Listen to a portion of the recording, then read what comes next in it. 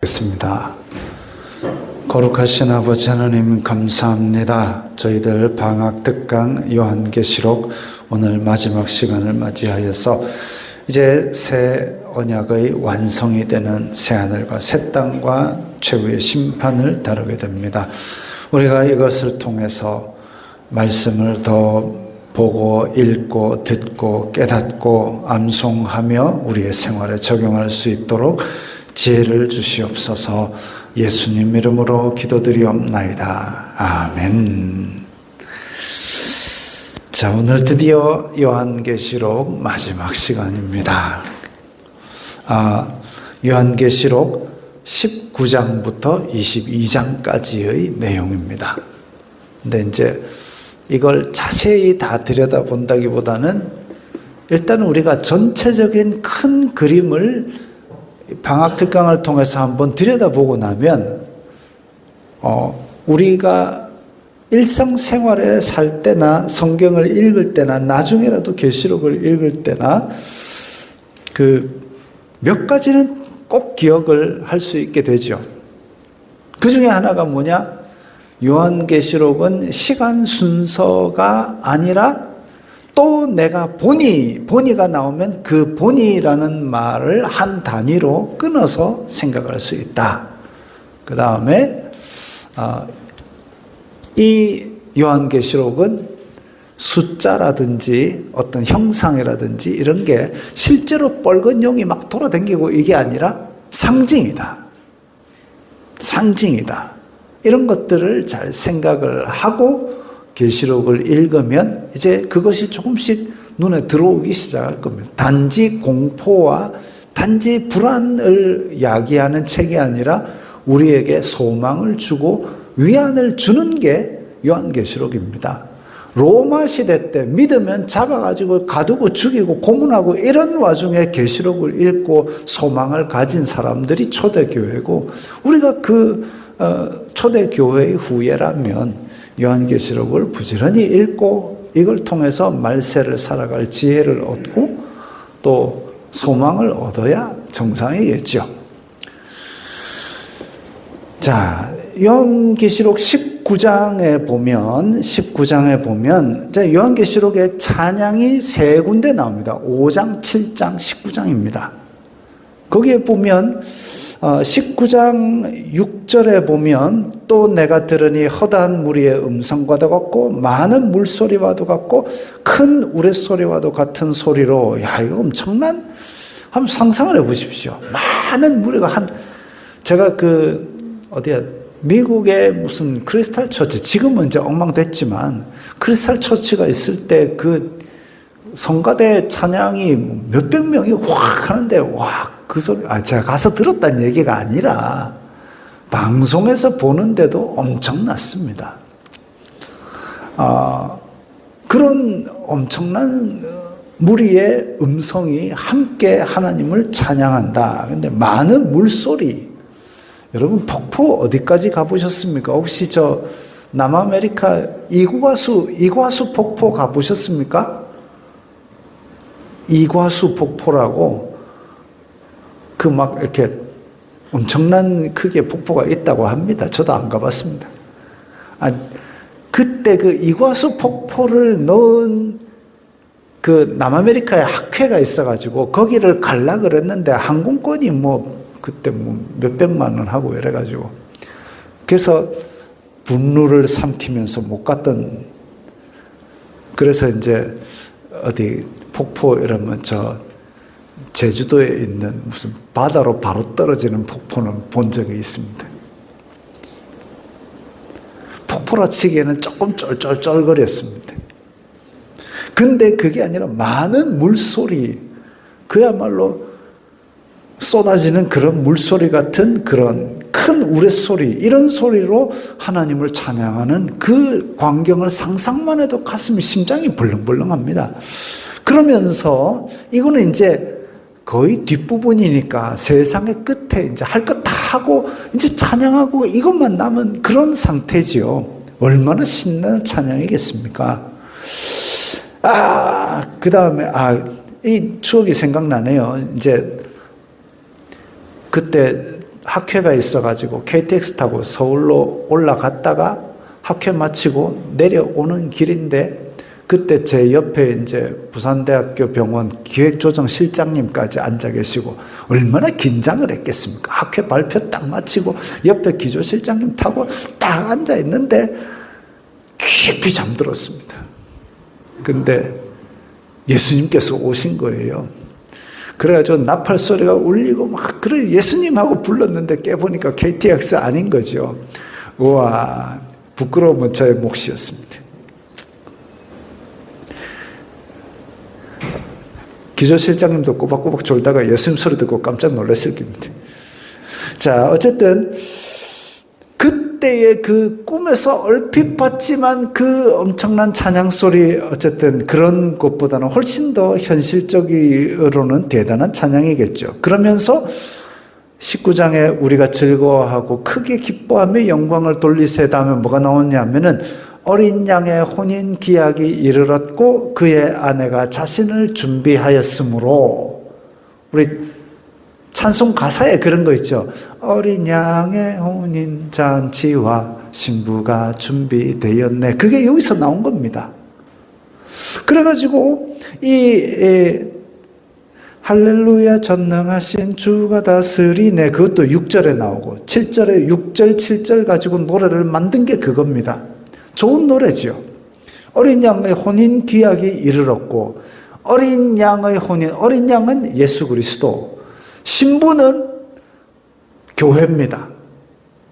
그래서 웨스트민스터 신앙고백서에 교회 밖에서는 제대로 된 구원이 있을 수 없다고 한 이유가 교회를 신부라고 부르셨기 때문에, 그리고 교회의 머리가 예수 그리스도시기 때문에, 교회는 그분의 몸이라고 했기 때문에. 그런데 교회 밖에서 구원이 있다 그러면 도대체 이게 딴 살림이냐 이거죠. 그래서 교회는 어린 양의 신부이고, 그림에 보이는 것처럼 저렇게 슬기로운 처녀처럼 등불과 기름을 준비한 신부. 그래서 오랜 암흑 기간을 잘 견디어낸 인내의 열처녀 비유를 보면 슬기로운 처녀, 안 똑똑한 처녀 다 잤습니다. 다 졸며 잘세. 그때에 신랑이다 나와서 맞으라 소리가 들림에 신부, 슬기로운 신부는 자기가 준비했던 등과 함께 기름을 가지고 갔습니다. 기름이 있었다는 거죠. 그런데 기름이 없던 신부들은 저 문 밖에서 슬피 울고, 기름까지 준비해서 등불이 계속 타는 신부들은 안으로 들어오게 됩니다. 어린 양의 혼인 기약이 이르렀고 준비된 신부는 그 안으로 들어오는 거예요. 다 졸며 잤지만 기름이 들어 있었던 겁니다. 19장 8절에 보면 그에게 빛나고 깨끗한 세마포 옷을 입도록 허락하셨으니, 그 옷이 옛날에 휴거 때에 흰 한복 입고 막 올라가갖고 들려 올라가려고 그거 아니고, 이 세마포 옷은 성도들의 옳은 행실이로다 이랬습니다. 성도들의 옳은 행실, 우리가 옳게 행하면 하얀 옷이 입겠구나, 그거 아니고 우리의 옷은 낡고 더럽지만 예수 그리스도의 피로 말미암아 깨끗하게 씻겨줬기 때문에 하얀 세마포가 되는 겁니다. 어디 저 세탁소에 맡겨갖고 빨아가 하얀 한복 입었다고 해서 휴거 되는 게 아니고, 예수 그리스도의 피로 말미암아 씻겨진 것을 믿는 사람들에게는 이렇게 의롭다 함을 얻은 그 행실로 말미암아 깨끗한 세마포가 입혀지는 거죠. 그렇다고 해서 우리는 마음대로 살아도 어차피 예수님이 용서할 거니까 돼! 그게 아니다 이거죠. 바울은 결코 그럴 수 없느니라. 그래서 우리의 은혜 받은, 구원 받은 사람들의 행실을 깨끗게 하기 위해서 다시 율법으로 돌아가는 거예요. 율법이 구원의 조건이 아니라 하나님의 의의 기준이 이거다 이거죠. 그래서 그런 기준을 우리의 삶에 적용하려고 애를 쓰기 위해서 율법을 다시 들여다보라는 겁니다. 그 성도들의 옳은 행실들을 그렇게 하기 위해서 애쓰는 게 우리의 마땅한 도리이죠. 천사가 내게 말하기를 기록하라. 어린 양의 혼인잔치에 청함을 받은 자는 복이 있도다 하고 또 내게 말하되 이것은 하나님의 참되신 말씀이라 이랬습니다. 어린 양의 혼인잔치에 예수님을 믿는 사람들은 청함을 받은 자들입니다. 그래서 19장에 이제 요한계시록의 끝을 향하여 달려갈 때에 신부라는 개념이 등장하고 이 신부는 교회입니다.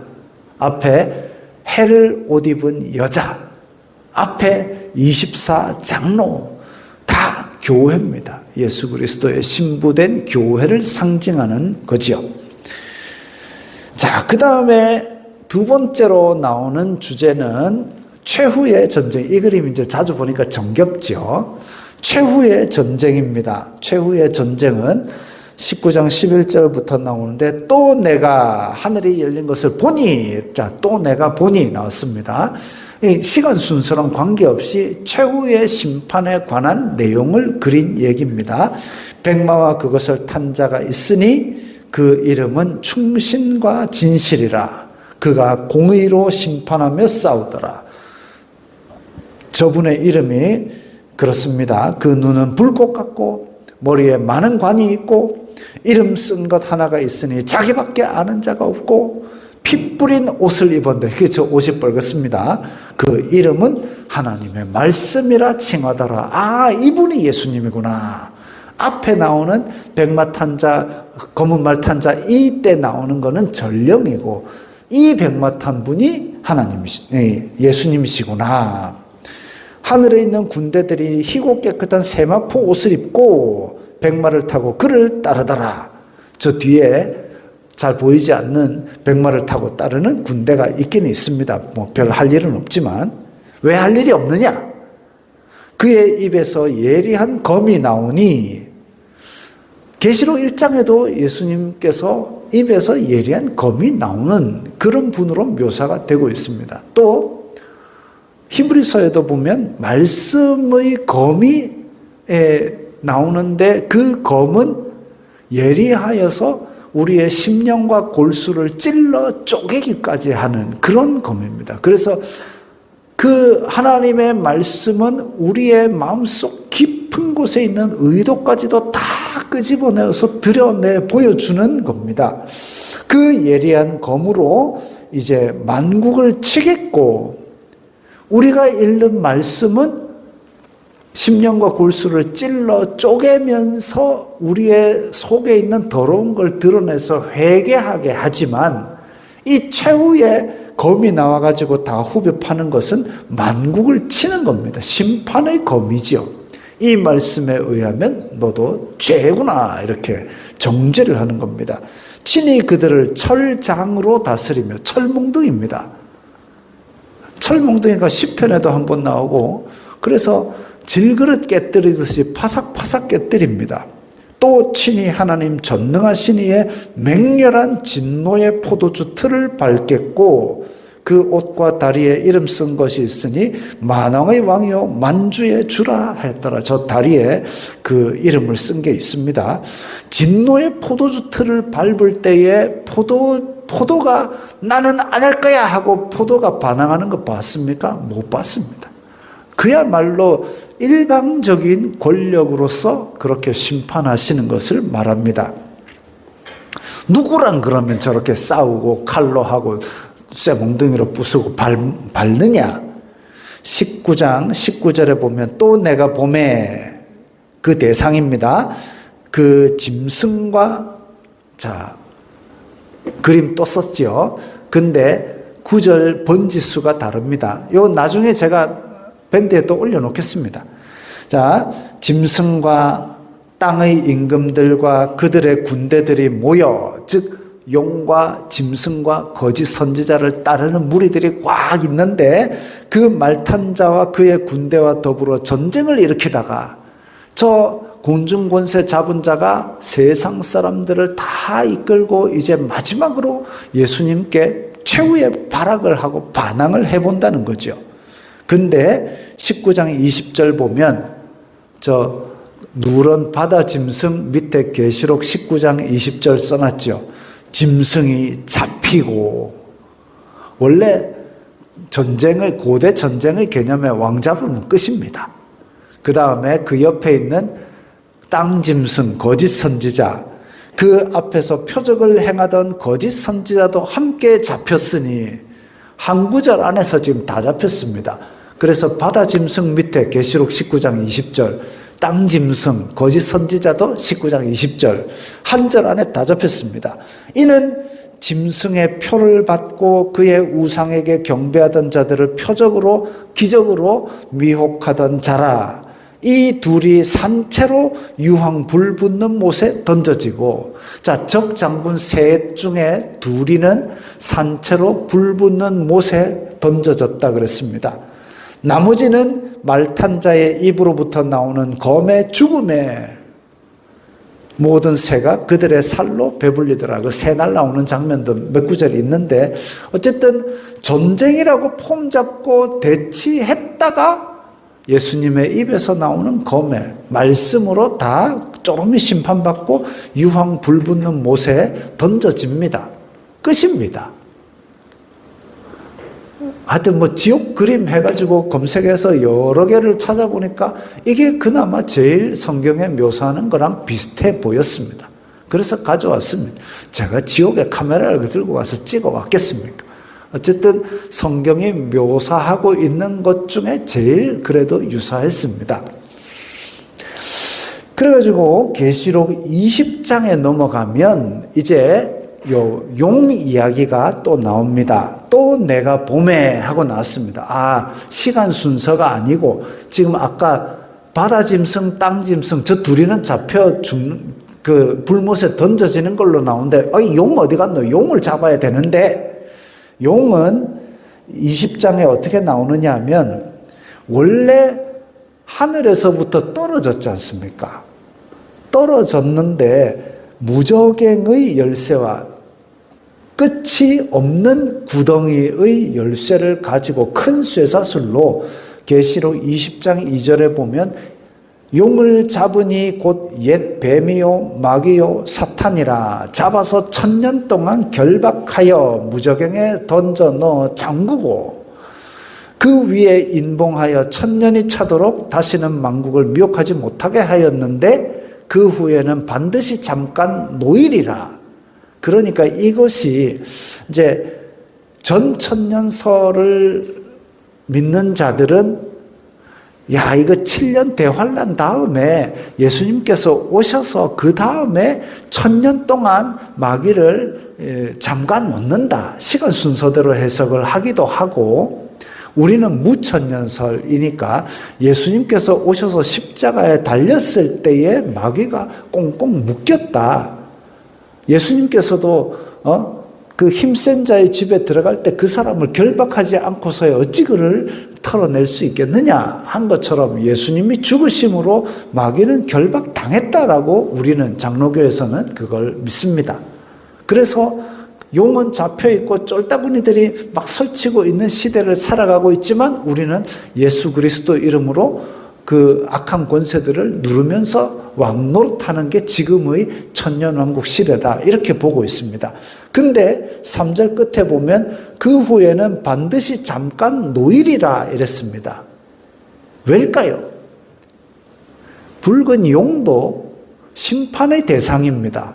묶어갖고 무저갱에 집어넣어 놓는 것이 영구적인 이 심판이 아니라 옛 뱀, 마귀, 사탄이라고 부르는 이것을 나중에 끄집어내어서 영원히 불붙는 못에 던지는 것이 최후의 심판인데, 그 직전까지 예수 그리스도의 십자가 때문에 얘를 꽁꽁 묶어서 활개를 못 치게 눌러놓았다라는 것이 무천년설에서 주장하는 천년왕국 시대의 마귀지요. 자, 그래서 그 후에는 반드시 잠깐 노일이라 그랬으니까 이제 얘를 불못에 끄집어 던져 넣으려면 무저갱에서는 끄집어내야 되니까 끄집어내서 쇠사슬을 풀 때 이것이 최후의 발악을 한번 합니다. 그 얘기들이 있는데, 자, 그 얘기가 이제 20장 7절에 천년이 참에 사탄이 그 옥에서 놓였습니다. 무저갱에서 끄집어낸 거죠. 그랬는데 나와서 땅의 사방 백성 곧 곡과 마곡을 미혹하고, 곡과 마곡을 미혹하고 모았는데 곡과 마곡이 뭔지를 모릅니다. 근데 옛날에 이제 종말론자들은 곡, G-O-G 그래가지고 옛 소련의 그로미코, 오가로프, 고르바초프다 이래가지고 곡이다 이렇게 얘기했는데 다 죽었어요. 지금 최후의 전쟁도 못 일으키고 다 죽었어요.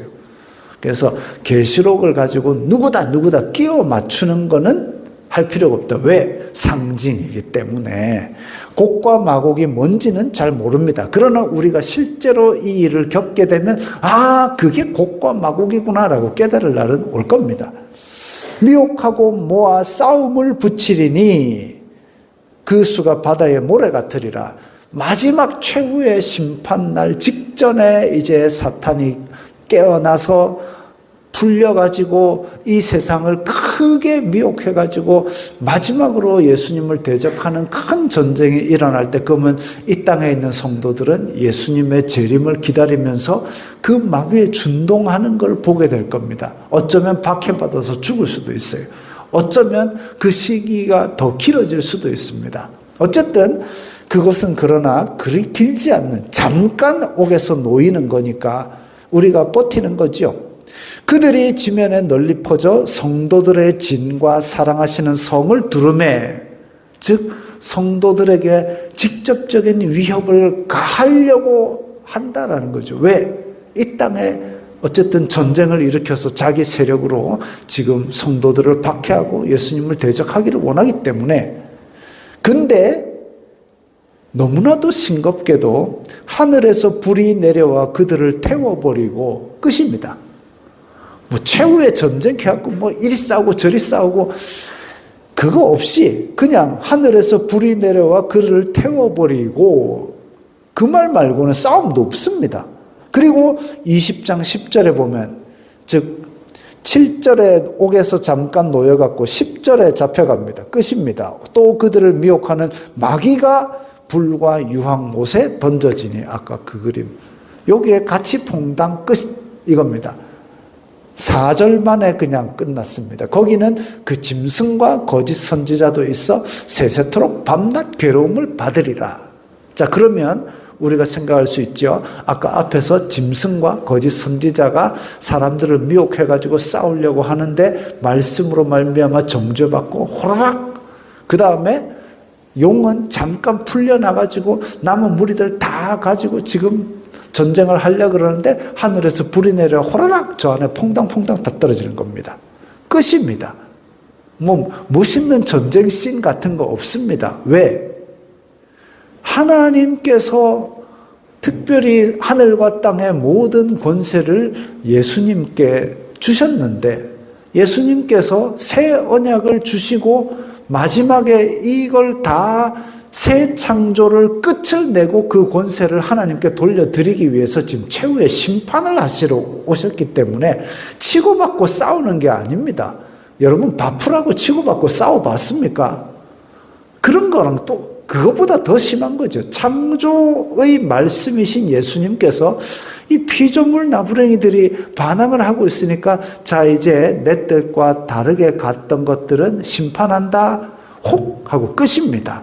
그래서 이제 아무리 흉측하고 아무리 기적을 일으키고 권능이 있고 뭐고 다 필요 없고 그냥 에따 태브라 하고 다 던져 넣는 거죠. 끝입니다. 그 다음에 우리가 이제 혼동하기 쉬운 게 있습니다. 혼동하기 쉬운 게 뭐냐면 지옥 개념입니다. 여기 보면 사람들이 미켈란젤로 그림입니다.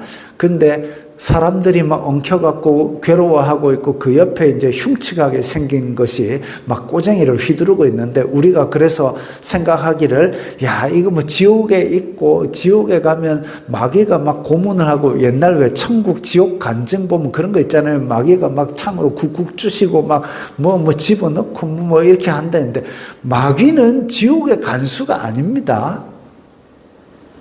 마귀는 지옥이라는 개념이 우리가 왜 그 불교에서 얘기하는 뭐 무슨 지옥 가면은 뭐 어디 가면은 거꾸로 매달아 놓고 뭐 하고 어디 가면 뭐 쑤시고 때리고 하고 그래갖고 뭐 여기서 몇만 년 여기서 몇만 년 그런 거 아닙니다. 우리의 개념은 이겁니다. 그냥 마귀와 짐승과 거짓 선지자와 그를 따르는 추종자들은 다 그냥 저기다 던지고 끝입니다. 그래서 이 개념, 저 흉측하게 생긴 것이 죄인들을 뭐 때리고 이런 거 없습니다. 성경은 그런 지옥의 개념이 아닙니다. 그냥 하나님께서 심판하시면 다 끌러 못에 던지고 끝입니다. 그래서 저런 우리가 또 부자와 나사로에 보면 그런 얘기가 나옵니다.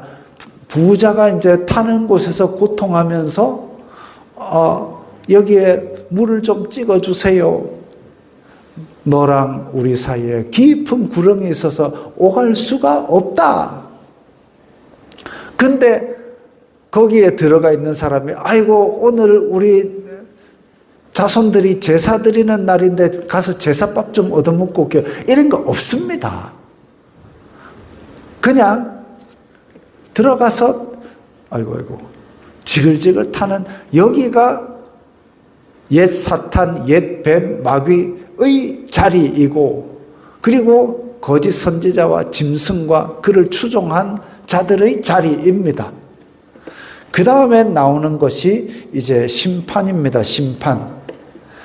사실 이거 백보자 심판부터 시작해서 온갖 검색어를 넣어갖고 그나마 비슷한 그림을 찾아낸 게 이겁니다. 계시록 20장 11절부터 보면 또 내가 크고 흰 보좌와 그 위에 앉으신 이를 보니 하늘과 땅이 그 앞에서 피하여 간데 없더라. 하늘과 땅이라는 그 개념 자체가 이제는 없어지는 거죠. 이건 제가 아직 정립이 안 된 거라서 명확하게 여러분들에게 말씀은 못 드리겠지만 어쨌든 하늘과 땅이 지금의 하늘과 땅은 다를 겁니다. 자, 피하여 간데 없더라. 그 왜 체질에 풀어지고 해가지고 아예 분자 단위로 다 쪼개져가지고 완전히 해체가 되고 재구성되면 우리가 지금 뭐 아이고 오염된 지구가 나중에 천국이 되면 오잖아. 그런 걱정 안 하셔도 됩니다. 아예 분자 단위로 다 쪼개질 날이 올 겁니다. 자, 또 내가 보니 죽은 자들이 큰 자나 작은 자나 그 보좌 앞에 서 있는데 지금 저 보좌 앞에 많은 사람들이 서 있지요. 죽은 자들이 서 있습니다. 그 다음에 이 그림에 없는 것이 책들이 펴 있고 또 다른 책이 펴졌으니 생명책이라. 그러니까 다른 그림 어떤 데 보면 앞에 두루마리들이 쫙 펼쳐져 있는데 그 그림은 또 사람들이 하나도 없어요. 그래서 저 보좌 앞에 책들이 쫙 펼쳐져 있으면 다 금상첨화인데 자, 생명책이라 죽은 자들이 자기 행위를 따라 책에 기록된 대로 심판을 받으니 바다가 가운데서 죽은 자들을 내주고 사망과 음부도 그 가운데서 죽은 자들을 내주매. 자, 이게 모든 과거에 죽었던 사람들까지 다 끄집어내서 이제 최후의 심판입니다. 저거를 하얀 보좌다 그래서 백보좌 심판이라고 합니다. 행위대로 심판을 받는데 그 행위가 악하다 선하다 그 전에 뭐가 있냐면 우리의 행위는 어떻든지 간에 예수 그리스도를 믿음으로 말미암아 의롭다 해줘서 칭의로 말미암아 심판에서 건져지는 거죠. 그 다음에 20장 14절에 보면 사망과 음부도 불못에 던져지니 이것은 둘째 사망 곧 불못이라 이랬습니다. 사망과 음부도 불못에 던져집니다. 이 말은 뭐냐면 이제 육신의 죽음으로 끝나는 것처럼 생각하고 있지만 이 영의 세계는 사망 자체가 불못에 던져져서 사망이라는 개념 자체가 없어지는 겁니다. 영혼이 죽지 않는 겁니다. 그래서 심판 이후에 불못과 하나님과 같이 사는 것 두 개로 갈리고 나서는 이제 사망이라는 개념 자체가 없어지는 영원한 생명으로 들어갑니다. 자, 누구든지 생명책에 기록되지 못한 자는 불못에 던져지더라. 하나님께서 구원의 대상자들을 기록한 책이 펼쳐져 있어야 되는데 저 그림에는 없지만 그렇습니다. 그 다음에 자, 계시록 21장으로 넘어가게 되면 이제 새 하늘과 새 땅 이야기가 나옵니다. 내가 새 하늘과 새 땅을 보니, 자, 또 내가 보니 나왔지요. 처음 하늘과 처음 땅이 없어졌고 바다도 다시 있지 않더라. 지금 우리가 사는 저 지구인데 지구가 처음 하늘과 처음 땅, 처음 바다가 없대요. 없답니다. 그러니까 지금 아이고 지구 오염되면 어쩌노, 바다가 더 많은데 어쩌노, 나는 나중에 천국에서 미국 땅 살, 이런 거 없습니다. 처음 하늘과 처음 땅 없단 말이죠. 또 내가 봄에 거룩한 성 새 예루살렘이 하나님께로부터 하늘에서 내려오니 해가지고 저 금색 빛나는 정육면체가 내려온다고 되어 있습니다. 근데 제가 요 계시록 강의할 때 계산을 해보니까 길이가 2400km예요.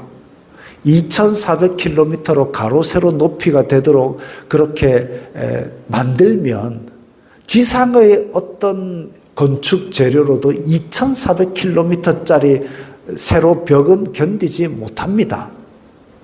그럼 저게 뭐냐? 가로 세로 높이가 2400km라는 저 성은 하나의 상징이라고 볼 수 있겠습니다. 상징입니다. 새 하늘과 새 땅에서 거룩한 성 새 예루살렘이 하나님께로부터 하늘에 내려오니 신부가 남편을 위하여 단장한 것 같더라 라고 했습니다. 신부가 남편을 위하여 단장한 것 같더라. 아, 신부, 교회구나. 가로 세로 높이가 같다는 것은 구약시대의 지성소가 그러했습니다. 성소가 앞에서 2:1, 가로 세로가 2:1 비율이고 지성소 안에 하나님이 사람들을 만나주는 시은좌가 있는 지성소는 가로 세로 높이가 같은 정육면체입니다. 아, 하나님과 교회가 만나는 자리, 함께 사는 자리, 예전에는 모형으로서 성막으로만 주어졌던 자리, 그 자리가 이제 현실로 이루어지는구나, 그렇게 생각할 수 있는 곳이지요. 내가 들으니 보호자에서 큰 음성이 나서 이르되 보라, 하나님의 장막이 사람들과 함께 있음에, 아, 지성소 그거구나, 장막이랬지 않습니까? 사람들과 함께 있음에 하나님이 그들과 함께 계시리니 드디어 에덴이 회복되는 겁니다. 에덴에서는 저녁마다 하나님이 아담과 하와와 동행하고 거니시고 그렇게 했는데 이제 아담이 그 통치를 거부함으로 말미암아 에덴에서 쫓겨났죠. 그걸 회복하시기 위해서 예수님께서 모든 권세를 받아서 왔다리 갔다리 하면서 모든 걸 다 이루시고 그 다음에 이제 마지막으로 하나님과 함께 계시는 옛 에덴을 회복하는 겁니다. 하나님이 그들과 함께 계시는 그 모형으로 예수님께서 임마누엘이라는 이름을 사용하셨죠. 하나님이 우리와 함께 계시다 함이로라. 근데 예수님께서 그렇게 오셔서 복음을 선포하셨습니다. 하나님이 너희와 함께 있을 거야. 실제로 이제 있게 되는 새 언약을 완전히 완성하는 형태가 계시록 21장이죠. 모든 눈물을 그 눈에서 닦아주시니 다시는 사망이 없고 애통하는 것이나 곡하는 것이나 아픈 것들이 다시 있지 아니하리니 처음 것들이 다 지나갔습니다. 고린도후서 5장에 보면 처음 것이 지나가서 보라 새 것이 되었도다라는 얘기가 나옵니다. 예수님으로 말미암아 새로운 피조물이 된 거죠. 예수님께서 새 언약을 주시면서 새로 창조하신 겁니다. 왜 예수님이냐? 요한복음 1장에 보면 태초에 말씀이 계시니라 이 말씀이 하나님과 함께 계셨으니 이 말씀은 하나님이시라. 모든 만물이 그로 말미암아 되지 않은 것이 없으니 창조의 말씀이신 예수님이시기 때문에 새 창조가 그분을 통해서만 가능한 겁니다. 그래서 예수님께서 이 새 창조를 완성하셔서 하나님이 교회와 함께 계실 수 있는 그 새 창조를 완성하시는 모습이 21장입니다. 곡하는 것, 아픈 것이 없습니다. 사망과 애통이 없습니다. 에덴은 에덴이라는 말 뜻이 기쁨의 동산이라는 뜻이거든요. 그게 다시 회복된 겁니다. 보좌에 앉으시니가 이르시되 보라 내가 만물을 새롭게 하노라 하시고 이르시되 이 말은 신실하고 참되니 기록하라. 그 다음에 이기는 자는 이것들을 상속으로 받으리라. 나는 그의 하나님이 되고 그는 내 아들이 되리라. 그러나 그렇지 않은 자들은, 믿지 않는 자들은, 흉악한 자들은, 살인과 음행과 점술과 우상숭배와 거짓말하는 자들은, 그래서 믿음에서 벗어난 자들, 우리도 사실 거짓말도 하고 우리도 사실 탐욕도 있고 그렇잖아요. 그럼에도 불구하고 다시 회개하고 믿음으로 살려고 애를 쓰는 자들 말고 아예 믿음을 저버린 자들은 불과 유황으로 타는 못에 던져지려니 이것이 둘째 사망이라 그랬습니다. 새 하늘과 새 땅이 있고 그리고 둘째 사망의 영원한 불못이 있습니다. 그 다음에 이제 마지막으로 계시록 22장으로 넘어가게 되면 이제 영화로운 부분이 나옵니다. 이것도 이런 천국은 저렇게 강이 흐르고 나무가 있고 끝 이게 아니라 상징입니다. 근데 이제 저의 벗어진 머리로도 그 상징을 다 완벽하게 풀 수는 없습니다. 왜냐하면 하나님께서 바울에게도 보여주셨지만 바울이 우리랑 성정이 똑같은 바울도 삼층천에 올라가서 보고 내가 이것 얘기를 더 해도 너희는 잘 몰라 라고 얘기를 했습니다. 왜냐하면 우리의 육신을 입은 머리로는 이 천국의 기쁨과 구조 자체를 이해한다는 것이 무리입니다. 바풀떼기가 압력솥의 깊은 뜻을 어찌 알겠습니까? 또 그가 수정같이 맑은 생명수의 강을 내게 보이니 가운데 저게 생명수의 강으로 보입니다. 하나님과 및 어린 양의 보호자로부터 나와서 저 끝에 빛나는 것이 그 보호자입니다. 이것은 모형으로 에스겔의 환상에서도 나왔죠. 성전 가운데서 물이 흘러서 성전 밖으로 미치는 것이 나옵니다. 22장에 계시록 22장에 길 가운데로 흐르더라. 강 좌우에 생명나무가 있어 12가지 열매를 맺되 달마다 열매를 맺고 나무 잎사귀들은 만국을 치료하기 위하여 있더라. 만국이 지금 없는데 뭘 치료합니까? 상징이라는 거죠.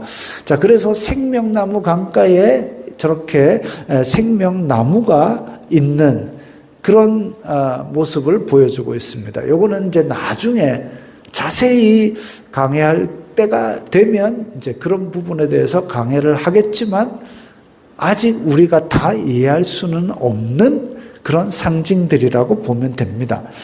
다시 저주가 없으며 에덴에서 받았던 사망의 저주, 가시덤불과 엉겅퀴의 저주 없습니다. 하나님과 어린 양 보호자가 그 가운데 있으리니 그의 종들이 그를 섬기며 그의 얼굴을 볼 터이요. 자, 이 놀라운 일입니다. 구약 성경에서는 하나님의 얼굴을 대면하여 본 사람이 모세밖에 없습니다. 그나마 모세도 죽을까 하느라 수건을 덮어쓰고 겨우겨우 뒷모습만 보고 그랬는데 그 전에 다른 선지자들 이사야도 그렇고 뭐 다 하나님께서 네 여호와 봐라 하면은 아이고 내가 하나님을 마주쳤으니 죽을 것 같습니다 할 정도로 하나님의 영광 앞에 설 수가 없습니다. 그런데 우리 앞에서 봤죠. 그 수많은 무리들이 어린 양의 피로 말미암아 보호자 앞에 서서 찬양을 하는 모습이 있었습니다. 그것처럼 이제 22장 4절에 그의 얼굴을 볼 터이요. 이제 그날이 오면 고린도전서 13장 끝에 보면 지금은 거울로 보는 것 같이 희미하나 그때는 얼굴과 얼굴을 마주대어 볼 것이요. 본다 그랬습니다. 이제 하나님의 얼굴을 보고 그의 이름도 그들의 이마에 있으리라. 하나님이 우리들에게 성령으로 이마에다가 내거 인쳐놓은 게 그게 우리의 이마에서 빛나게 될 겁니다. 다시 밤이 없겠고 등불과 햇빛이 쓸데없으니 이는 주 하나님이 그들에게 빛이심이라. 해와 달과 별이 필요 없습니다. 왜? 빛의 근원이신 하나님께서 계셔서 그 빛으로 말미암아 낮과 밤이 없고 그냥 그 영광 속에 사는 거죠. 그들이 세세토록 왕노릇하리로다. 이게 우리가 바라보고 있는 새 언약의 완성된 천국의 모습입니다. 그리고 이제 끝에 보면 계시록 22장 7절에 보라 내가 속히 오리니 이 두루마리의 예언의 말씀을 지키는 자는 복이 있으리라. 이제 계시록 읽으십시오. 많이 읽으시고 많이 읽으시면 나중에 그런 때가 다가왔을 때 이게 계시록에서 그 얘기하던 그거구나라고 깨달을 날이 올 겁니다. 지금은 우리가 일어나지 않았으니까 몰라요. 모르지만 그때가 되면 알게 될 겁니다. 제가 어젯밤인가 뉴스를 하나 체크해서 봤습니다. 얼마 전에 소행성 하나가 지구를 향해 날아오는데 크기가 한 40m에서 90m 정도 된대요. 그게 시속 17km로 날아오는데 지구랑 가까이 오면 좀 더 빨리 와서 빵 박아보면 지구가 바짝 깨질지도 모른다 해가지고 천문학자들이 다 지금 초긴장을 했는데 그것이 이제 관측이 계속 거듭될수록 지구랑 충돌할 확률이 3%까지 올라갔다가 그때 이제 그 뉴스가 딱 나오고 예수님이 딱 오시고 저게 빵 할라나 이랬는데 이제 관측을 거듭하면서 더 확률이 떨어졌다고 합니다. 3%도 안 된다고 합니다. 모르죠. 이제 그러다가 달에 꽝 닫혀가 달이 또 지구로 꽝 하면 막 모르지요. 그렇게 꽝 되면 아이고 계시록에 보니까 뭐가 하늘에서 불 붙는 게 빵 떨어진다 하더만 그게 달인가? 이런 날이 올지도 모르겠습니다. 되지 않고는 모르는 것인데 그러니까 우리가 계시록의 말씀을 쭉 보면서 뭘 해야 되느냐? 19장부터 22장까지 읽으면서 이런 소망을 가져야 된다. 이제 우리를 괴롭히던 것들은 다 불못의 둘째 사망으로 던져지게 되고 우리 이 믿음을 지키기 위해서 그렇게 붙어있던 자들은 결국은 생명수 샘물이 흐르고 하나님께서 함께 계신 생명수 샘물 보호자 다 그 말고 어쨌든 하나님이 우리와 함께 계신 그곳으로 우리가 간다. 그게 가장 핵심적이고 중요한 소망이죠. 그 소망을 가지고 우리 말세를 지혜롭게 순결하게 잘 견디시기 바랍니다. 기도하겠습니다. 거룩하신 아버지 하나님 감사합니다. 저희들에게 귀한 말씀을 주시고 말세를 살아갈 수 있는 소망을 주시니 감사합니다. 예수님께서 가신 모습 그대로 속히 오리라고 하셨사오니 그것을 소망 삼아 이 미혹 많은 말세를 잘 견뎌낼 수 있게 도와주시옵소서. 예수님 이름으로 기도드리옵나이다. 아멘.